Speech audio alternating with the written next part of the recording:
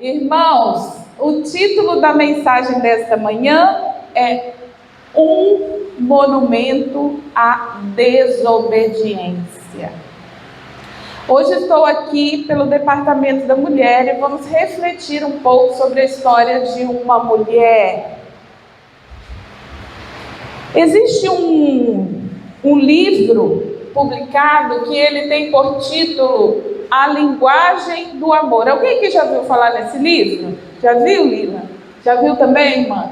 Esse livro, ele traz a experiência que procura demonstrar para nós que o ser humano, ele tem formas diferentes de se sentir amado.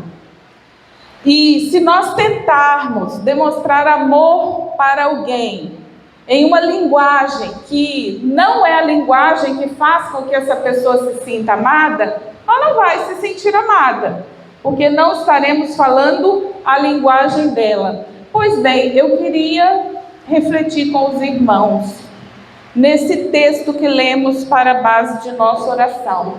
Eu penso que esse texto é a linguagem do amor de Deus. Deus diz assim, João 14:15. Aquele que me ama faz o quê?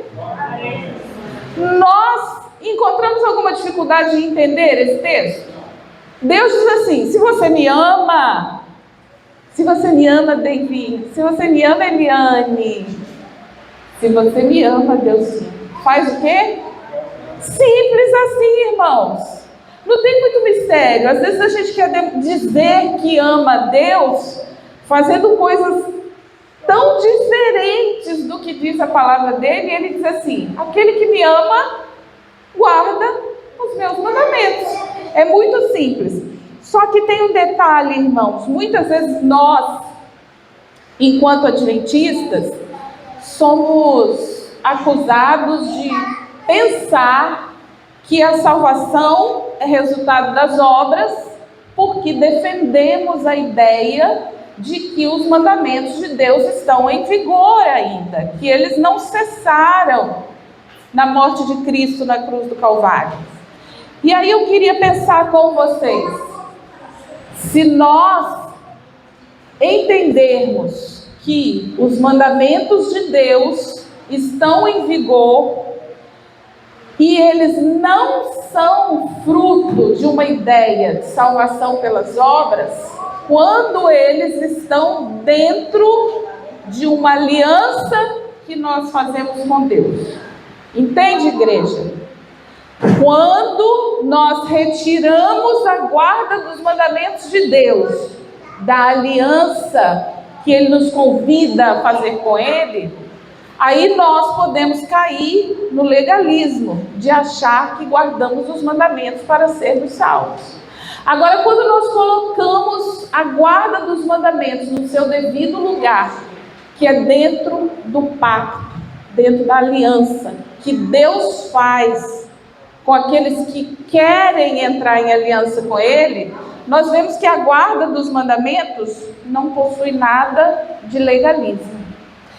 Alguns poucos textos da Bíblia que falam da nova aliança que Cristo fez conosco. 1 Coríntios 11:25 diz assim, da mesma forma, depois da ceia, ele tomou o cálice e disse, este cálice é a nova aliança no meu sangue. Façam isso sempre que o beberem em memória de mim. Hebreus 8:6. Agora, porém, o ministério que Jesus recebeu é superior ao deles, assim como também a aliança da qual ele é mediador é superior à antiga, sendo baseada em promessas superiores. E por fim, Hebreus 9:15. Por essa razão, Cristo é o mediador de uma nova aliança, para que os que são chamados recebam a promessa da herança eterna, visto que ele morreu como resgate pelas transgressões cometidas sob a primeira aliança. Então Deus fez uma aliança com o povo de Israel, mas Deus também fez uma aliança com a humanidade. A aliança que ele fez com a humanidade, ele fez lá no Jardim do Éden. E essa aliança, ela foi ratificada com a morte de Cristo na cruz do Calvário. A primeira aliança, a aliança que ele fez com o povo de Israel, ela foi confirmada com o derramamento de sangue de animais. E essa aliança que nós lemos agora foi ratificada com o sangue de Cristo derramado na cruz do Calvário. Irmãos, o que é uma aliança? Não é um pacto? Não é um acordo, um combinado que envolve duas partes? Envolve duas partes. Uma confirmação de caso. Eu confirmo com a irmã. Você vai fazer isso? Sim, vou fazer com você.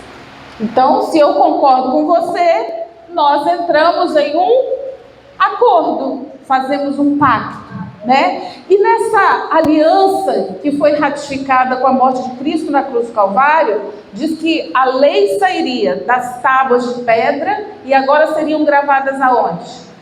No nosso coração.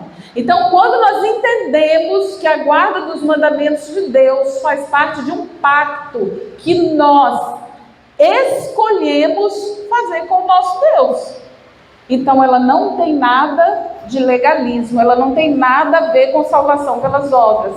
Ela faz parte do pacto que nós aceitamos fazer com o nosso Deus.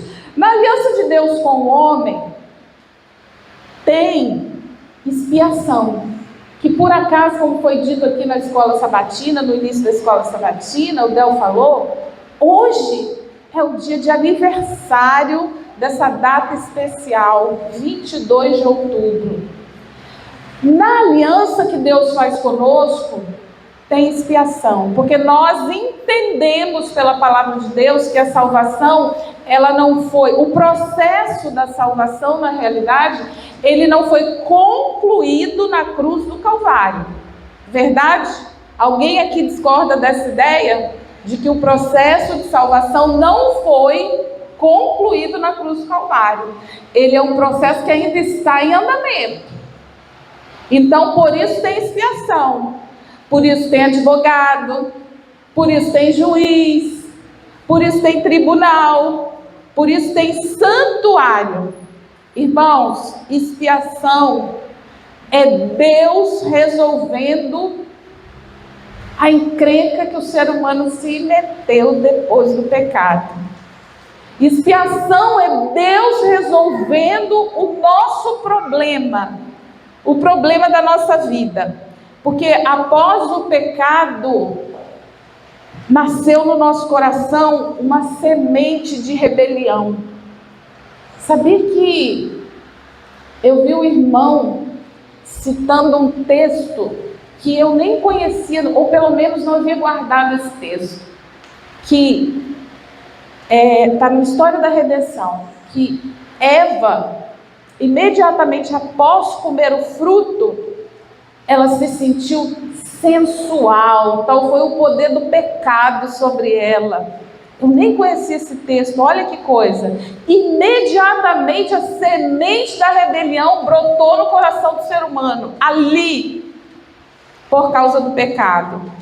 E quando nós nascemos, a gente costuma falar assim, olha, nós nascemos com livre arbítrio, não é verdade? Mas como que é esse nosso livre-arbítrio, se Davi já dizia assim, em pecado me concebeu minha mãe. Então como que a gente já nasce com essa semente da rebelião e nasce com livre-arbítrio? Irmão, livre-arbítrio dentro de duas possibilidades só. É livre-arbítrio para você escolher assim, ou eu vou servir a Deus, ou eu vou servir o diabo. Não tem livre-arbítrio para você dizer assim, não, eu vou escolher seguir a minha vida aqui nesse caminho independente, eu não quero saber de Deus e também não quero saber de diabo. Eu vou seguir aqui, por esse caminho, e tá tudo bem, eu não quero saber de religião, porque esse negócio de religião é complicado, religião envolve gente, dentro de igreja tem fofoca, dentro de igreja dá problema, já me aborreci demais, não quero saber. Mas é óbvio que eu também não quero servir ao diabo, então eu vou seguir por aqui. Tem isso, irmãos? Tem jeito de ser assim? Eu quero que ninguém conheça isso. É mesmo, irmã? Mas eu vou dizer para a senhora, irmã, pela palavra de Deus, quando nós não escolhemos um, nós já escolhemos o outro. Ainda que a gente não entenda isso. 2 caminhos. Jesus falou assim, não tem 3, não tem 4, tem 2. Então, ou você de forma consciente ou inconsciente, mas você está indo dos 2. Então, ou você escolhe servir a Deus ou escolhe servir ao diabo. Quando você não escolhe servir a nenhum dos 2, você já escolheu o caminho que você vai trilhar. Então, expiação é isso. É Deus resolvendo o problema da rebelião no coração do ser humano. É Deus resolvendo o problema do pecado. Rebelião. Rebelião é quando a gente se opõe a uma autoridade. Isso é rebelião. Então é isso que nasceu no nosso coração a partir do pecado. Uma natureza que se indispõe à autoridade divina. E essa rebelião nos leva para longe de Deus. A história que eu gostaria de meditar nesta manhã, a história de vida de uma mulher, é uma mulher que Jesus nos convida a pensarmos sobre ela justamente no tempo da expiação. Alguém abra a Bíblia, por favor, e leia para nós Lucas 17, Evangelho de Lucas, capítulo 17, versos 28 a 32, por favor. Quem for ler, leia bem alto para que todos possam escutar.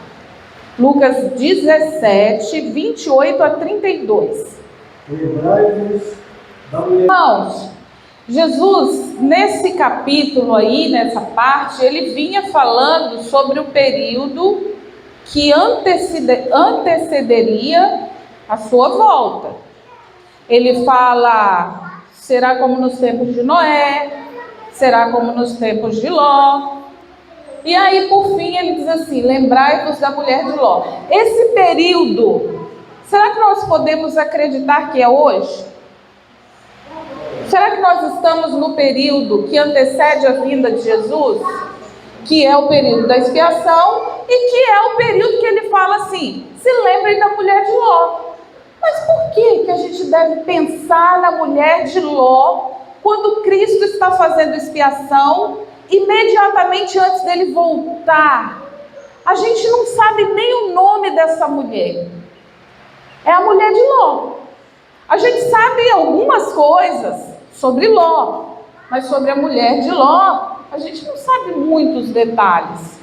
Mas a gente sabe que Ló era o braço direito de quem? De Abraão. Quem era Abraão? O pai da fé. Nós podemos dizer que Abraão era o sacerdote, o líder da igreja de sua época. O conhecimento religioso era mantido por Abraão. E Ló era o seu braço direito. Se por acaso Abraão fosse, digamos, numa analogia, hoje o presidente da Conferência Geral, quem seria Ló? Quem seria Ló? O vice, pode ser o vice, não pode? É alguém muito próximo do líder espiritual da época da Igreja de Deus. Ele viveu aproximadamente ali 2000 anos antes de Cristo. Ele era uma pessoa que pregava o evangelho distribuindo folheto e não saía da internet. Sabia disso, irmã? Abraão não saía da internet, mas só publicando texto bíblico, porque ele era missionário. É possível? Não existia internet para ele pregar o evangelho. Por acaso tinha folheto para cada lugar que ele passava, ele distribuía alguns? Não tinha também. Como é que Abraão Abraão pregava o evangelho? Ele levantava um altar e convidava toda a família. E quando ele ia embora, o que acontecia com aquele altar? Ficava, e quem passava por ali fazia o quê? Abraão passou por aqui. E isso porque sabia que Abraão tinha um Deus que ele servia, e era um Deus poderoso, e os outros sabiam disso. Agora vamos pensar comigo, será que a esposa do vice-presidente da época, ali, do sacerdote ali, o vice-sacerdote, a esposa dele, será que ela era da igreja? Eu acho que era. Acredito que era. Ele era o braço direito de Abraão. Como é que ele ia ter uma esposa ímpia? Não, ele tinha que ter uma mulher crente também. Será que ela ia no culto? Quando acontecia o sacrifício, será que ela estava lá? Eu acredito que ela estava lá. Será que ela cantava no conjunto da época? Pode ser que cantava, ela era importante. Ela era uma pessoa influente ou não era? Ela tinha conhecimento do Deus verdadeiro? Irmãos, é uma época em que a maior parte do mundo não tinha conhecimento de Deus. Porque não tinha como apertar um botão e divulgar a mensagem e ela se espalhar. O conhecimento só estava onde Abraão estava. Ou aonde quem teve contato com Abraão recebeu o conhecimento. E aquela mulher, ela teve contato com Abraão. Ela teve contato com a mensagem. Ela ia no culto. Ela orava. Será que Ló fazia o culto da manhã e da tarde? Eu acredito que fazia. E ela ia participar ou não ia? Participava. Então ela conhecia a mensagem que o mundo não conhecia. Ela sabia sobre os sacrifícios. Ela sabia. Será que Abraão não explicava para o povo que acompanhava ele por que existia aquela expiação? Por que tudo aquilo era necessário? Será que Abraão não pregava para o povo que acompanhava ele? Pregava, irmãos. Sabia? Essa mulher era uma privilegiada ou não era, irmão? O que você acha? Ela era uma grande privilegiada. Ela ia no culto. Eu acredito que ela andava na norma, porque ela não ia causar escândalo. Então ela ia no culto, ela andava na norma, ela participava do sacrifício. Talvez ela apresentava um solo ou cantava no conjunto. Não sei, mas ela estava ali envolvida, porque ela era da elite da época. Entendeu? Ela tinha todo o conhecimento que era possível ter, ela tinha também. E eu fico pensando, por que Deus nos convida a olharmos para a história desta mulher no período da expiação, imediatamente antes da sua volta? O que tem na história dessa mulher que deve chamar a nossa atenção? O que tem na história dessa mulher? Ela estava ali, ela conheceu tudo isso, participou de tudo isso, e no fim, ela virou um monumento à desobediência, irmãos. Ela se transformou em um monumento à desobediência. Por que essa mulher, tendo recebido tanta luz, se perdeu? Por que essa mulher recebeu anjos na sua casa? Você já recebeu anjo para sentar com você, irmã? Eu nunca recebi anjo para sentar lá comigo, lá em casa, sabendo que é anjo e me dando instruções. Eu falava, não, eu nunca recebi. Mas ela recebeu. Ela recebeu anjo, conversou com eles, foram lá buscar ela. E ela, com todo esse privilégio, se perdeu. E Jesus fala assim, quando está falando do período da expiação: lembrai-vos da mulher de Ló. O que aconteceu com essa mulher que ela não foi salva?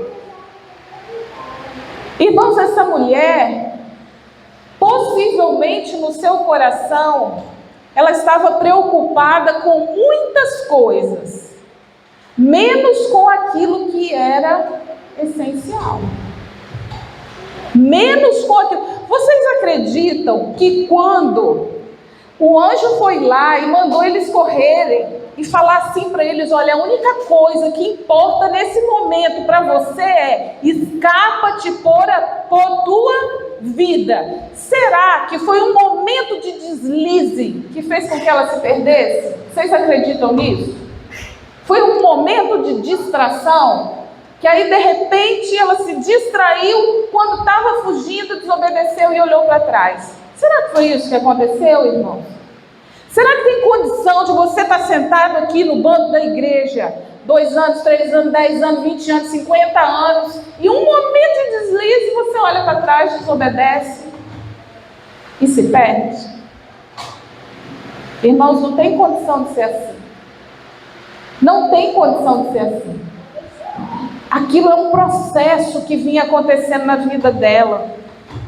Aquilo é um processo de desprezo pelo privilégio que ela tinha. Ela não valorizou o quanto deveria ter valorizado o privilégio. E olha que coisa triste. Ela se perdeu e não se perdeu sozinha.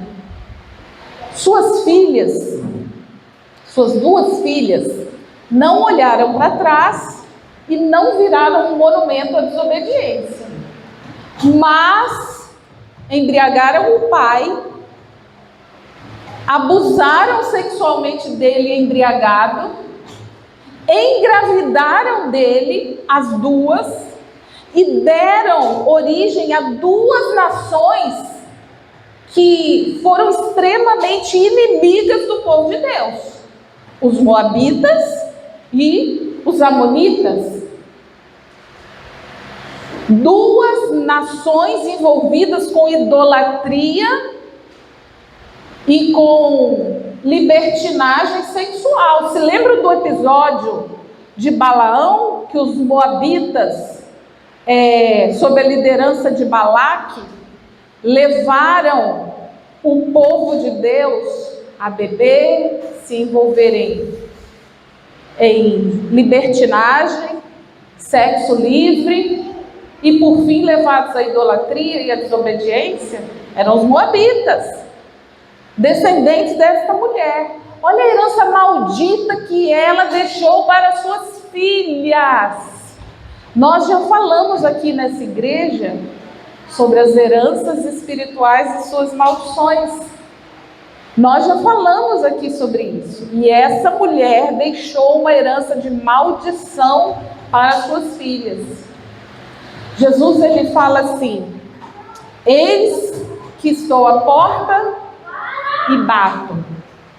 Mas ele também disse assim para nós: eis que o pecado jaz aonde? À porta. Então Jesus está à porta e bate, mas o pecado também está na porta, aguardando para entrar. E essa mulher deixou para suas filhas essa história de maldição. Será que pode acontecer, irmão? Só uma suposição assim, que a nossa religião, ela pode ser superficial? Será que é possível a nossa religião ser superficial? Será que é possível nós estarmos aqui a cada sábado pela manhã? Alguns nem a cada sábado, alguns sem compromisso nem com o sábado. E mesmo aqueles que têm compromisso com o sábado, é possível estar a cada sábado na igreja, mas preocupado com muita coisa que não é religião? É possível ou não é? Irmãos, olha que interessante. Outro dia eu comentava com meu esposo, eu dizia assim, a gente estava assistindo uma pregação pela internet, um culto, não sei bem qual era a programação.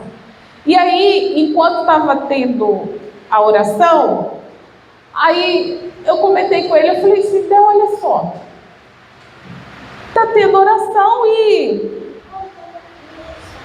tem gente que está andando, tem gente que está resolvendo coisas, tem gente que está fazendo qualquer coisa, menos envolvido com a oração. Acho que porque a maior parte da igreja está de olhos fechados, aí não vai estar vendo que eu não estou nem aí para a oração. Eu estou brincando, estou rindo, estou correndo atrás do microfone, sei lá do que, estou fazendo qualquer coisa, menos orando. Será que isso pode acontecer com a gente? Irmãos, é um tempo que Jesus falou assim, escapa-te por tua vida, lembrai-vos da mulher de Ló. E a gente vem para a igreja, se vem a cada sábado, que é o selo de Deus, e a gente não está preocupado com o que está acontecendo aqui. A gente não está envolvido com o serviço que está acontecendo aqui. A gente está preocupado, envolvido, sabe Deus com o quê? É muito triste, irmãos, a nossa falta de comprometimento nesse tempo de expiação. Ainda hoje cedo eu dizia para o meu esposo assim, ele falava comigo assim, Mônica, você quer dar um jeito de salvar todo mundo, mas não vai todo mundo. E eu dizia assim, mas Del, não é possível. Tem muita gente que viveu na igreja 10 anos, 20 anos, 30 anos, 40 anos, e parece que não vai estar lá. Porque parece que não está comprometido, parece que não está envolvido de corpo e alma. Porque parece que vai para a igreja, sabe Deus para quê?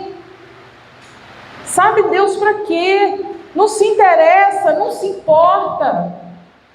E aí, ele diz assim, não vai estar lá, Mônica, não vai ser selado. E eu digo, mas não é possível. 30 anos na igreja e não vai estar lá. Não pode. Não pode, irmãos. Pensa comigo. Você está vindo aqui a cada sábado fazer o quê, pelo amor de Deus? Fazer o quê? Formalismo? Tem um texto aqui, nessa lição que nós estudamos hoje, que está aqui na página 38, que diz assim, olha, existem muitos que não dão provas reais de obediência aos votos do batismo. Presta atenção, votos do batismo. Será que votos do batismo significa aliança com Deus? O que vocês acham, igreja? Vocês estão aqui?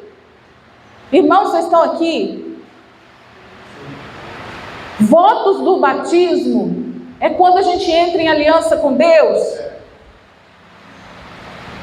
Existem muitos que não dão provas reais de obediência aos votos do batismo, que não dão provas do acordo, do pacto que fizeram com Deus.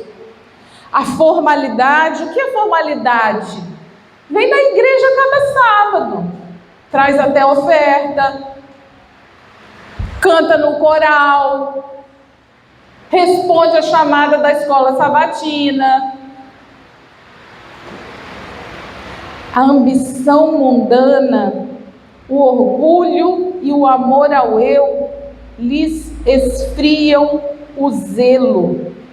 Mas tem um detalhe, diz aqui, vez ou outra os sentimentos se agitam, mas não caem sobre a rocha que é Cristo Jesus.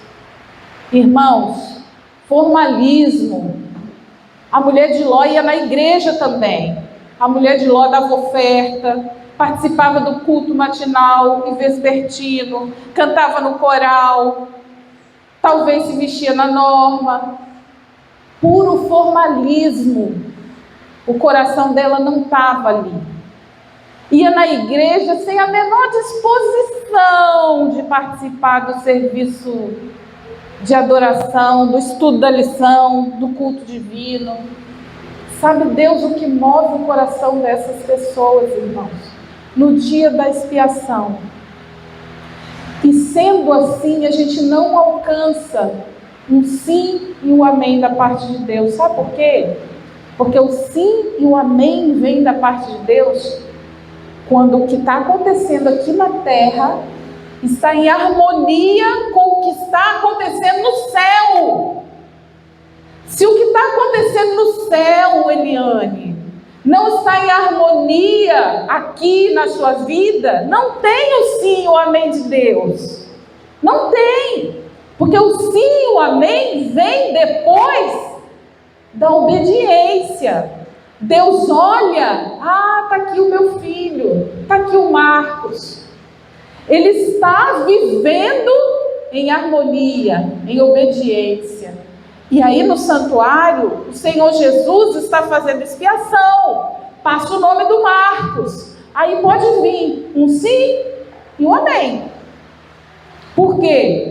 Ele está vivendo em harmonia. Ele pediu perdão por todos os seus pecados, confessou, renunciou, abandonou.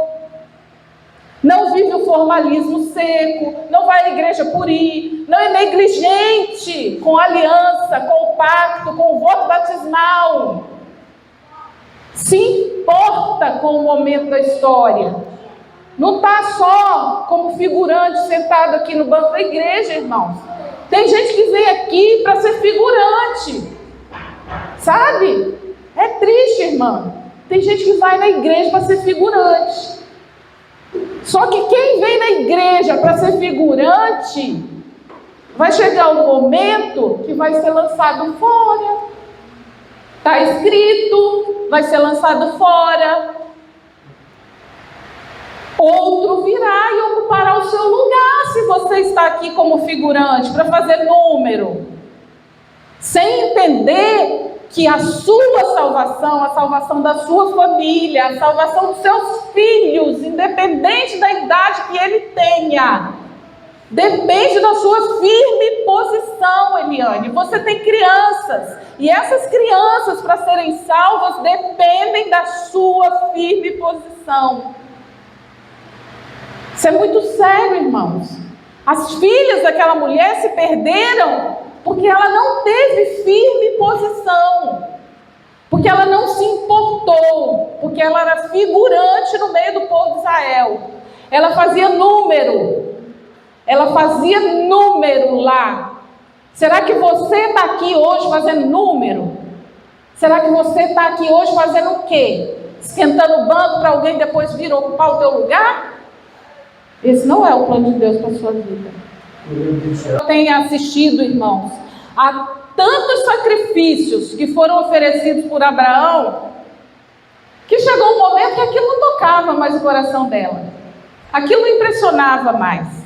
Talvez a gente já tenha estudado tantas lições da escola sabatina, que hoje não faz mais muita diferença.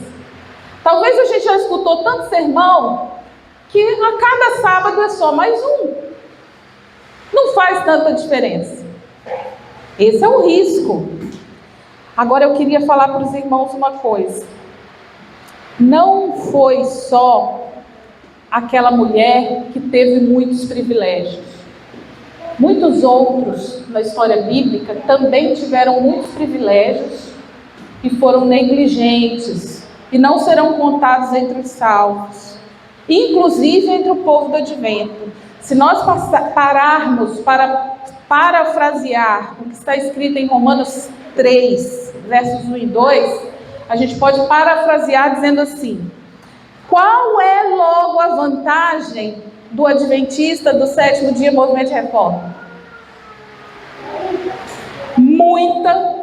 O próprio texto responde: em toda maneira, porque primeiramente as palavras de Deus foram confiadas a eles.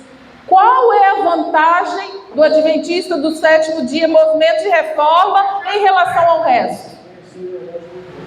Tem alguma coisa, muito obrigada, irmão. Tem alguma coisa que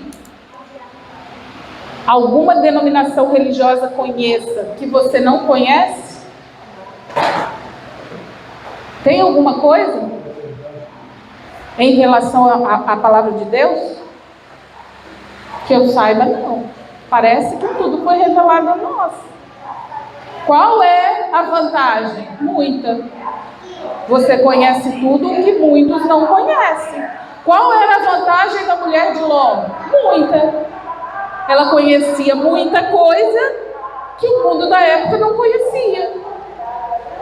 E não só ela teve vantagens. Se nós pararmos para pensar, Adonias era o filho mais velho. Mas quem se tornou rei no lugar de Davi? Salomão. Se nós pararmos para pensar, Gideão não era da família de Arão, mas a ele foi permitido oferecer sacrifício. Se nós pararmos para pensar, pescadores foram chamados em uma época que existiam escribas e fariseus, que eram os letrados da época, os cultos da época. Mas Jesus chamou pescadores.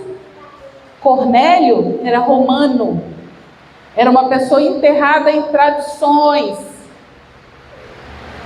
Mas Jesus diz que preferiu a ele do que a Anás e Caifás. E a palavra de Deus ainda diz assim que publicanos e meretrizes precederiam a muitos judeus. Por que será, irmãos? Por que será? O que nós estamos fazendo no tempo da aliança com a nossa aliança? Se você é membro desta igreja, é porque você em algum momento da sua história entrou em aliança com Deus, fez um pacto com Ele. E o que você tem feito com o seu pacto? Para concluirmos, caminharmos para o fim, eu queria dizer para vocês uma coisa. Nesse tempo, está muito perto. Em alguns lugares, já está até acontecendo. A palavra de Deus, ela tem sido considerada discurso de ódio. Sabiam disso?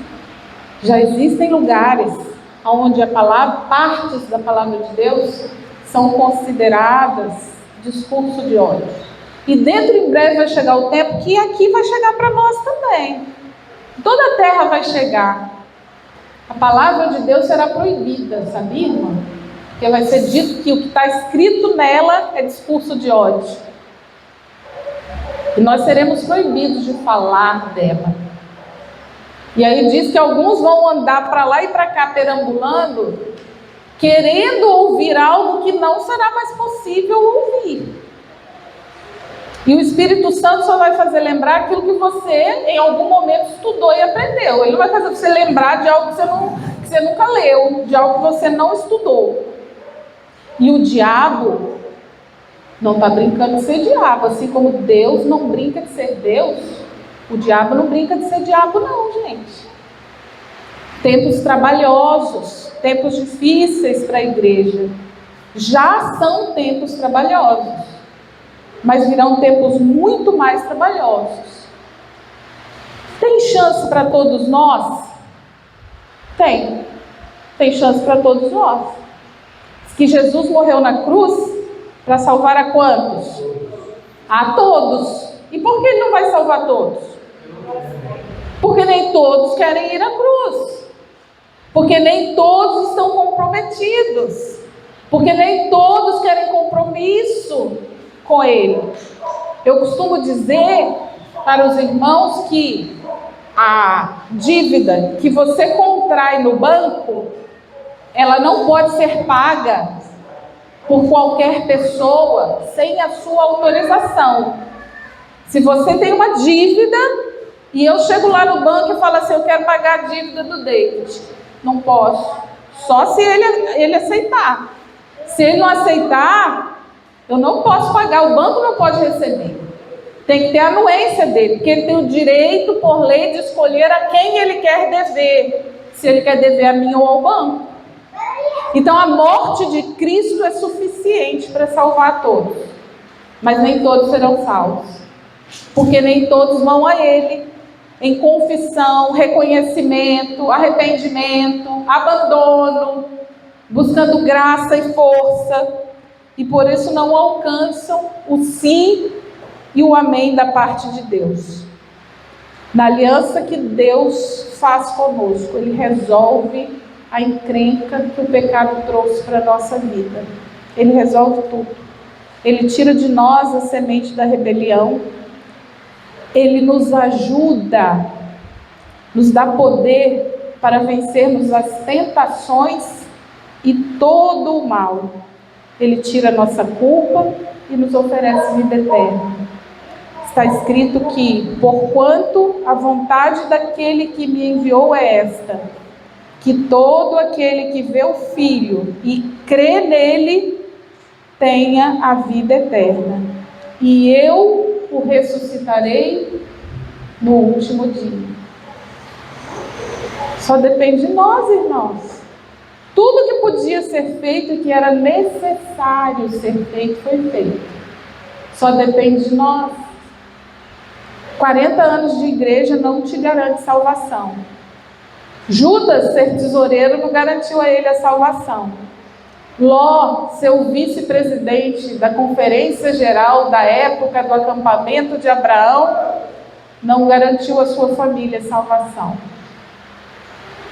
Joabe, seu chefe do exército de Davi, não garantiu a ele salvação.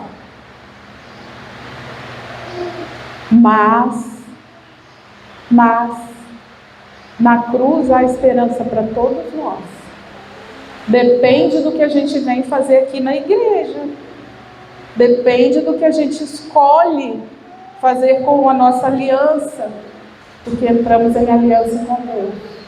Eu desejo que todos nós aqui, e de coração, de verdade mesmo, que todos nós aqui possamos ser contados entre os salvos. Eu sempre digo isso para o meu marido, tem que caber, eu conto cada rostinho que eu conheço da igreja. Verdade, irmãos, não é da boca para fora. O meu marido sabe. Eu conto cada rostinho dos irmãos que eu conheço. E eu digo, Del, não tem. Fulano não vai ficar de fora. Beltrano não vai ficar de fora. Quando eu olho a nossa igrejinha lá em Vila Velha, eu penso cada rosto de cada irmão lá, eu digo assim, não tem. A Lila não vai ficar de fora. A Rosa não vai ficar de fora. O Monjoga não vai ficar de fora. A Witch, o Danilo, não, eles não vão ficar de fora. Conto um por um. Aí ele fala, Mônica, tá todo salvo? Tá, porque eu conto um por um, tá todo salvo. Mas não tá, Mônica. Mas eu quero muito que esteja, irmãos. Cada rostinho aqui. Assim como eu e a minha família. Que a gente possa, cada um de nós, estar lá. Pela graça de Cristo. Amém? Amém.